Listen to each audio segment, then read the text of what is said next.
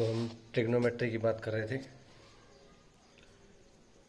Trigonometry जो हमारे ratios पढ़ने हैं वो सारे के सारे हमारी राइट एंगल ट्रायंगल में होगी, ठीक है। अब राइट एंगल ट्रायंगल में हमारे पास पता है कि एक एंगल क्या होगा, हमेशा 90 डिग्री, और बाकी के जो दो होंगे वो क्या होंगे, एक्यूट एंगल होंगे, ठीक है। याद रखियो, जब एक पॉइंट से किसी हायर ऑब्जेक्ट को देखा जाता है तो सीधी सी बात है एक एंगल उठाना पड़ेगा। ये एंगल जो उठाना पड़ता है हमें होराइजन से और ऊपर की तरफ, वो होता है हमारे पास एंगल ऑफ एलिवेशन, ठीक है। और दूसरा एंगल जो हमें टॉप से नीचे देखते टाइम झुकना पड़ता है उसको हम क्या बोलेंगे, एंगल ऑफ डिप्रेशन बोलेंगे। यहाँ पे θ1 क्या है, एंगल ऑफ एलिवेशन, और θ2 क्या है, एंगल ऑफ डिप्रेशन। अगर होराइजन ये और होराइजन ये भी है तो इसका मतलब ये दोनों पैरेलल लाइन, तो ये क्या हो जाएंगे, अल्टरनेट एंगल। इसीलिए हम क्या बोलते हैं कि एंगल ऑफ डिप्रेशन अगर एक ही पर्टिकुलर ऑब्जेक्ट का है तो एंगल ऑफ डिप्रेशन टॉप से और एंगल ऑफ एलिवेशन बॉटम से, वो दोनों क्या होंगे, बराबर हो जाएंगे, ठीक है। अब जैसे रेशियोज की बात करें अगर हम, ठीक है, तो रेशियो हमारे पास दो ऑब्जेक्ट का बीच में निकलता है। अगर मैं दो क्वांटिटीज़ की बात करूं, अगर मेरे पास तीन क्वांटिटी है, मान लो ए बी और सी, तो इनके बीच में क्या क्या रेशियो निकाल सकता हूं मैं, ए से बी का या बी से ए का। सेम उसी तरीके से बी से सी का या फिर सी से बी का, और उसी तरीके से ए से सी का या फिर सी से ए का रेशियो निकाल सकता हूँ। तो अगर मैं बात करूँ ट्राइंगल के पर्सपेक्टिव में, ट्राइंगल के पर्सपेक्टिव में अगर मैं बात करूँ तो हमारे पास जो ट्रिग्नोमेट्रिक रेशियोज बनेंगे वो किस किस के बीच में बन सकते हैं, या तो वो बन सकते हैं परपेंडिकुलर बेस, ठीक है, या बेस हाइपोटेन्यूज और हाइपोटेन्यूज परपेंडिकुलर। अगर मैं P को परपेंडिकुलर, B को बेस और हाइपोटेन्यूज को H से डिनोट करता हूँ, तो ये जो तीन रेशियो मेरे पास निकलेंगे वो कौन कौन से निकल सकते हैं, या तो परपेंडिकुलर का बेस से, है ना, और इसका जस्ट उल्टा बेस का परपेंडिकुलर से, है ना, और बेस का हाइपोटेन्यूज से या फिर हाइपोटेन्यूज का बेस से। सेम उसी तरीके से परपेंडिकुलर का हाइपोटेन्यूज से या फिर हाइपोटेन्यूज का परपेंडिकुलर से। तो ये हमारे पास 6 रेशियो हो जाएंगे। आगे बात समझ में। अब इनको एक सीक्वेंस में याद रखने के लिए हमारे पास ज़रूरी है हमें कि हम थोड़ा एक तरीके से काम करें, ठीक है। तो ये जो ट्रिग्नोमेट्रिक रेशियोज हैं ये हमारे पास 6 अलग अलग तरह के होते हैं जिनको हमें बार बार समझना है, और ये एक पर्टिकुलर सीक्वेंस में काम करते हैं, ठीक है, ठीक है। अब अगर मैं बात करूं इस पर्टिकुलर एंगल के पर्सपेक्टिव में, सी के पर्सपेक्टिव में बात करूंगा मैं, ठीक है। सी मेरा क्या है, एक एक्यूट एंगल है जिसके लिए मेरे पास क्या है, ये एंगल ऑफ एलिवेशन कहलाएगा। थीटा क्या कहलाएगा, एंगल ऑफ एलिवेशन। तो अगर मैं एंगल ऑफ एलिवेशन की बात करूं तो उसके पर्सपेक्टिव में मेरे पास कौन कौन से रेशियो निकल सकते हैं, सीधी सी बात है। अब एक बात उससे पहले जरा रेशियो निकलने से पहले ध्यान में रखने की वो ज़रूरत है, वो ये है कि अगर मेरे पास ये एंगल है, इस वाले एक्यूट एंगल की मैं बात करूं, सी की अगर मैं बात करूं, तो सी के पर्सपेक्टिव में दो एंगल हैं जिससे जुड़े हुए हैं, जो इसके जस्ट सामने है और जो इससे नीचे की तरफ है। अगर किसी एंगल की बात करें तो जो एंगल है उसके जस्ट सामने वाला हमेशा क्या कहलाएगा, उसके परपेंडिकुलर कहलाएगा। क्या कहलाएगा, ठीक है। और परपेंडिकुलर जिस पे बनी होती है वो क्या कहलाती है, बेस कहलाती है। और बाकी तीसरी कौन सी हो जाएगी मेरे पास, हाइपोटेन्यूज। आगे बात समझ में, ये हमें ध्यान रखने की ज़रूरत है, ठीक है। तो अगर मैं एक पर्टिकुलर ट्रायंगल को लेता हूँ, मान लो इस ट्रायंगल को मैंने लिया, ठीक है, और मैं इसको थीटा मान के चलता हूँ, तो इस थीटा के सामने ये क्या हो जाएगी, परपेंडिकुलर, ये क्या हो जाएगा इसका बेस, और ये क्या हो जाएगा इसका हाइपोटेन्यूज, ठीक है। तो अगर मैं इसकी बात करूँ तो इसके केस में, और मैं इसको ये मान के चलता हूँ कि ये मेरा पॉइंट ए है, ये बी है और ये सी है, तो पहला ट्रिग्नोमेट्रिक रेशियो जो है वो है मेरे पास साइन, ठीक है, साइन ऑफ एंगल थीटा, ठीक है। अगर मैं साइन थीटा की बात करूं तो साइन थीटा सी के पर्सपेक्टिव में देखूंगा, मैं सी के पर्सपेक्टिव में देखूंगा तो सी के पर्सपेक्टिव में ए बी क्या है, उसका परपेंडिकुलर, बी सी क्या है उसका बेस, और ए सी क्या है उसका हाइपोटेन्यूज, ठीक है।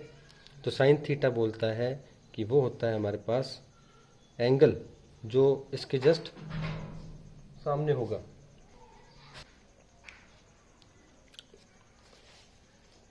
तो जो साइन एंगल होगा वो हमेशा क्या कहलाएगा, वो हमारे पास कहलाएगा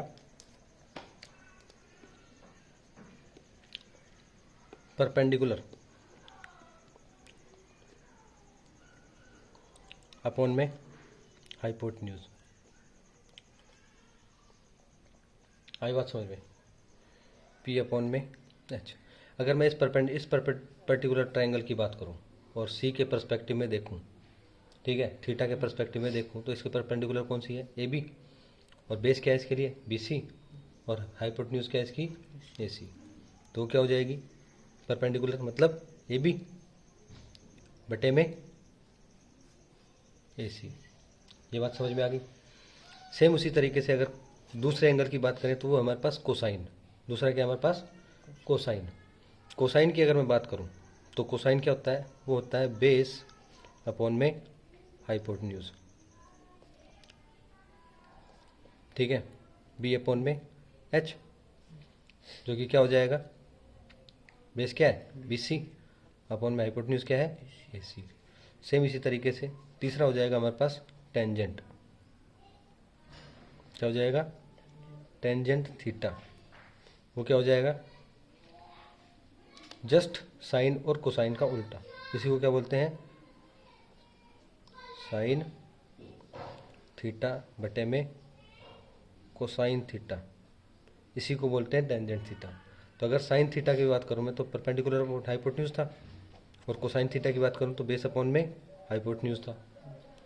अगर तुझे याद हो तो पी से ऊपर एच चला जाएगा, है ना, और नीचे क्या रह जाएगा, बी इंटू एच, एच से एच कैंसिल हो जाएगा, तो हो जाएगा पी अपॉन में बी, मतलब कि परपेंडिकुलर अपॉन में बेस, परपेंडिकुलर अपॉन में बेस, वो क्या कहलाएगा हमारे पास, परपेंडिकुलर क्या है ए बी बटे में बी सी। ये तीन जो रेशियो है हमारे पास वो बहुत ज़्यादा इंपॉर्टेंट है, ठीक है। हालांकि इन तीन रेशियोज का ही सबसे ज़्यादा रोल हमारे पास पूरी ट्रिग्नोमेट्री में, और खासकर क्लास 10th में तो यही इंपॉर्टेंट है, ठीक है। ध्यान रखना है कि साइन क्या है, परपेंडिकुलर अपॉन हाइपोटेन्यूज, कोसाइन क्या है हमारे पास, बेस अपॉन हाइपोटेन्यूज, और टेंजेंट क्या है मेरे पास, साइन अपॉन में कोसाइन, वो क्या हो जाएगा, परपेंडिकुलर अपॉन में बेस हो जाएगा, ठीक है। इसके बाद इनके रेसिप्रोकल होते हैं, इन्हीं तीन ट्रिग्नोमेट्रिक रेशियोज के हम क्या पढ़ेंगे, रेशियोज पढ़ेंगे। अगर मैं रेशियोज की बात करूं, इनके रेसिप्रोकल्स की बात करूं, तो सबसे पहले अगर हम बात करें तो साइन का रेसिप्रोकल होता है जो हमारे पास क्या कहलाता है, कोसेक, क्या कहलाता है, कोसेक थीटा। अगर कोसेक थीटा की बात करूं तो वो होता है हमारे पास 1 अपॉन में साइन थीटा, 1 अपॉन में साइन थीटा। साइन थीटा का रेसिप्रोकल ही क्या होता है, कोसेक थीटा। तो 1 बटा में, अगर मैं परपेंडिकुलर साइन थीटा मेरे पास क्या था, साइन थीटा वो था मेरे पास परपेंडिकुलर में अपॉन में हाइपोटेन्यूज था, तो इसका अपोजिट क्या हो जाएगा, हाइपोटेन्यूज अपॉन में परपेंडिकुलर, है ना।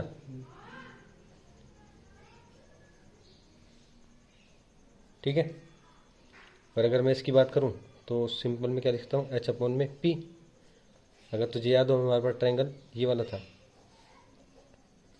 ये थीटा सी बी और ये ए, तो इसके लिए हाइपोटेन्यूज क्या हो जाएगी, ए सी अपॉन में परपेंडिकुलर क्या है, ए बी, ठीक है। उसके बाद में हमारे पास है कोसाइन का रेसिप्रोकल जो क्या कहलाता है, सेक थीटा, क्या कहलाता है, सेक थीटा, ठीक है। असल में इसको पूरी को बोलते क्या है, कोसिकेंट बोलते हैं, क्या बोलते हैं, कोसिकेंट बोलते हैं। सेम उसी तरीके से इसको बोलते हैं सीकेंट, क्या बोलेंगे, सीकेंट बोलते हैं, ठीक है। शॉर्ट फॉर्म में इसको क्या बोल देते हैं हम, सेक थीटा बोल देते हैं, जो कि क्या हो जाएगा 1 अपॉन में कोस थीटा। कोस थीटा तुझे याद हो तो क्या था, बेस अपॉन में हाइपोटेन्यूज था, है ना। कोस थीटा क्या था, बेस अपॉन में हाइपोटेन्यूज, तो सेक थीटा क्या हो जाएगा, हाइपोटेन्यूज अपॉन में बेस, ठीक है। हाइपोटेन्यूज एच अपॉन में बी, आई बात समझ में। हाइपोटेन्यूज क्या है मेरे पास, ए सी, और बेस क्या है मेरे पास, BC। बात समझ में आ गई। लास्ट हमारे पास है टेंजेंट का उल्टा, ठीक है, जो हमारे पास होता है कोटेंजेंट। क्या होता है, कोटेंजेंट, या फिर सीधा सीधा कहें तो कोट थीटा। कोट थीटा की अगर मैं बात करूं तो 1 में टेन थीटा हो जाएगा। हाँ, टेन थीटा क्या था, परपेंडिकुलर अपॉन में बेस, तो कोटेंजेंट क्या हो जाएगा, वो हो जाएगा मेरे पास बेस अपॉन में परपेंडिकुलर, ठीक है। बेस क्या है, B अपॉन में परपेंडिकुलर P। बेस क्या है, BC, और परपेंडिकुलर क्या है, AB। आया ना। तो अगर मैं बात करूं तो ये ओवरऑल मेरे पास रेशियोज थे, ठीक है। अब प्रॉब्लम क्या है कि अगर मेरे को ट्रायंगल के पर्सपेक्टिव में याद रखना पड़े और बार बार एक नया ट्रायंगल बनाना पड़े, तो हर बार मेरे पास हाइपोटेन्यूज का नाम अलग होगा और हर बार मेरे पास उसकी जो परपेंडिकुलर है उसका नाम भी बदल जाएगा, क्योंकि हर बार ये ट्रायंगल तेरे पास ऐसा तो नहीं आएगा ना ABC, और हर बार तेरे पास ये ट्रायंगल भी नहीं आएगा, ठीक है। यहाँ पे तेरे पास अगर इसी पर्टिकुलर एंगल की बात करें तो ये सारे के सारे मैंने इस पर्टिकुलर एंगल के रेस्पेक्ट में बात करी है। लेकिन अगर मेरे पास दूसरी कंडीशन आती है तो क्या हो जाएगा, हर बार ये AB AC ये तो सेम नहीं रहेंगे ना। तो उस केस में याद रखने के लिए बस ये याद रह जाए कि मेरे पास अगर एंगल यहाँ है, कहाँ है, इस पर्टिकुलर सिचुएशन पे अगर मेरे पास एंगल है तो मुझे ये पता होना चाहिए कि उसके लिए परपेंडिकुलर ये हो जाएगी, ये उसका बेस हो जाएगा और ये उसकी हाइपोटेन्यूज हो जाएगी, ठीक है। तो उस केस में अगर मैं बात करूं जब मेरे पास नॉर्मल नहीं होगा तो इन जनरल एक फॉर्मूला हम जनरेट कर सकते हैं, या फिर एक छोटा ट्रिक हमारे पास है याद रखने की, जो कि क्या है, P अपॉन में HB। आई बात समझ में। और अगर मैं इसको तोड़ दूं तो P अपॉन में H, B अपॉन में H, P अपॉन में B। उल्टा अगर चले तो H अपॉन में P, H अपॉन में B और B अपॉन में P। तो मेरे पास तीनों रेशियो अगर याद, छः के छः रेशियो अगर मुझे याद रखने हो तो क्या हो जाएगा, P अपॉन में H, B अपॉन में H और P अपॉन में B। ये तीन रेशियो मेन हो गए और इन्हीं को हम बोलते हैं मेजर रेशियोज। हमारे पास कौन कौन से हैं, ये है साइन थीटा, ये है कोस थीटा और ये है मेरे पास टेन थीटा। ये याद रखने का तरीका है, पंडित बद्री प्रसाद, ठीक है, बोले हर हर भोले। पंडित बद्री प्रसाद बोले हर हर भोले। याद रखने का तरीका है ये, PBP अपॉन में HHB। अगर जस्ट इसका उल्टा चला जाए, ठीक है, तो उल्टा चला जाए तो H अपॉन में P, H अपॉन में B और B अपॉन में P हो जाएगा। H अपॉन में B की बात करें, H अपॉन में P की बात करें तो किसका उल्टा है, साइन का उल्टा। साइन का उल्टा क्या होता है, कोसेक। क्या होता है, कोसेक, ठीक है। H अपॉन में B की बात करें तो किसका उल्टा है, कोस का उल्टा। कोस का उल्टा क्या होता है, सेक थीटा, ठीक है। और अगर मैं बात करूं B अपॉन B तो वो क्या है, टेन का उल्टा, और टेन का उल्टा क्या होता है, कोट थीटा। तो ये मेरे पास याद रखने का तरीका है, मेजर रेशियोज। ये मेरे पास ट्रिग्नोमेट्रिक रेशियोज हैं, इन्हीं की हम बात करते हैं, ट्रिग्नोमेट्रिक रेशियोज। ये रेशियोज क्या है, असल में उस राइट एंगल ट्रायंगल के साइड्स का रेशियो है, जो एक परपेंडिकुलर है, एक बेस है और एक हाइपोटेन्यूज है। अब अगर मेरे पास कोई ट्रायंगल आ जाता है, मान लीजिए, ठीक है, तो तुझे साफ साफ दिख रहा है ये एंगल क्या है, यहाँ से परपेंडिकुलर है। इसका नाम मान लेते हैं LPB। क्या है, LPB है। तो इस कंडीशन में अगर मैं तुमसे पूछूं कि कोस ऑफ P क्या होगा, कोस P क्या होगा, तो सीधी सी बात है, किसके रेस्पेक्ट में पूछा है तेरे से, P के रेस्पेक्ट में पूछा है, तो मैं थीटा किसको मानूंगा, P को मानूंगा। P के रेस्पेक्ट में अगर मैं बात करूं तो उसकी परपेंडिकुलर क्या हो जाएगी, LB है ना। बेस क्या हो जाएगा, LP और हाइपोटेन्यूज क्या हो जाएगी, PB। मुझे ये याद होना चाहिए कि कोस एंगल होता क्या है। जो कोसाइन रेशियो है वो किसका रेशियो होता है, हाइपोटेन्यूज का परपेंडिकुलर से, परपेंडिकुलर का बेस से, या बेस का परपेंडिकुलर से। तो इसमें मुझे याद रखना पड़ेगा ये पी बी पी अपॉन में H H B, P upon में एच साइन, बी अपॉन में एच कोस। तो इसका मतलब बेस का हाइपोटेन्यूज से रेशियो। अगर इसके केस में बेस की बात करी जाए तो वो क्या है, बेस अपॉन में हाइपोटेन्यूज, आया ना।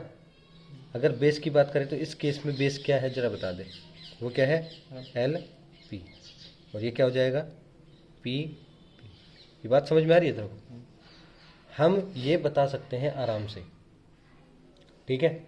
इतना ही काम है, इतना अगर तुझे समझ में आता है तो तुझे पता होना चाहिए। अगर मैं दूसरा तेरे से पूछ लूँ कि भाई टेन ऑफ बी बताओ, टेंजेंट ऑफ बी बताओ, तो तुझे अब की बार किसके रेस्पेक्ट में बात करनी पड़ेगी, बी के रेस्पेक्ट में बात करनी पड़ेगी। और बी के रेस्पेक्ट में अगर मैं बात करूँ तो बी के रेस्पेक्ट में परपेंडिकुलर क्या है पी एल, बेस क्या है एल बी, और इसके सामने देखेंगे हमेशा, किसके सामने देखेंगे, एंगल के सामने, वो मुझे क्या मिलेगी परपेंडिकुलर, दूसरी वाली बेस और तीसरी वाली हाइपोटेन्यूज, ठीक है। तो अगर इस केस में मैं बात करूं, टेन बी की बात करते हैं, तो टेन बी अगर मैं तेरे से पूछूं तो टेन होता क्या है, परपेंडिकुलर अपॉन में बेस, पी अपॉन में बी, परपेंडिकुलर क्या है एल पी, क्या है एल पी, और बेस क्या है एल बी। तुझे बात समझ में आ रही है? ये है बस मेरे पास, मुझे बस इतना ध्यान रखना है फिलहाल के लिए, ठीक है।